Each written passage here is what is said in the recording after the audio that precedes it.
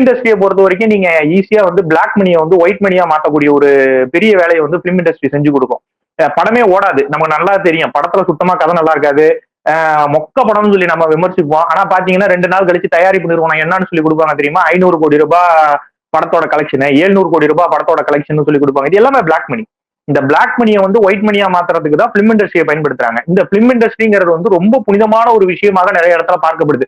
ஏன்னா இதை வச்சுதான் படத்தை வச்சுதான் மேடம் நம்ம கடவுளையே ஐடென்டிஃபை பண்ணோம் அப்படிங்கிற ஒரு விஷயத்தையே நம்ம சொல்லலாம். கடவுளை வந்து நம்ம இவ்வளவு நாளா ஒரு கல்லா பார்த்தோம், ஒரு சிலையா பார்த்தோம், கடவுள் நம்பிக்கை இருக்கவன் அதை கடவுளா பார்த்தான். இந்த மாதிரிலாம் ஒரு விஷயம் இருக்கும்போது அப்பா இது சிவபெருமானா இப்படிதான் இருப்பாரு, விஷ்ணு பகவானா இப்படிதான் இருப்பாரு. என்டிஆர் ஆட்சியை பிடிச்சதே அந்த சினிமா அப்படிங்கிற ஒரு விஷயத்தை வைத்துதான் அரசியலை கூட நகர்ந்து இருந்ததெல்லாம் நம்மளால பார்க்க முடிஞ்சது.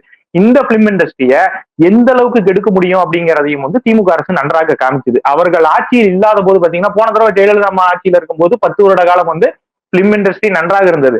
பல வெற்றி படங்கள் வந்ததை நம்மளால பார்க்க முடிஞ்சது. இப்ப எல்லா பிலிம் இண்டஸ்ட்ரியிலும் என்ன தெரியுமா? பிலிம் இண்டஸ்ட்ரி இவங்களே படம் போடுவாங்க, இவங்களே பணம் போடுவாங்க, இவங்களே படம் எடுப்பாங்க. படம் எடுத்து முடிச்ச உடனே பாத்தீங்கன்னா அதுல வந்து திராவிட சித்தாந்த கருத்துக்களையும் உள்ள சொருவிட்டு படம் ஓடாது.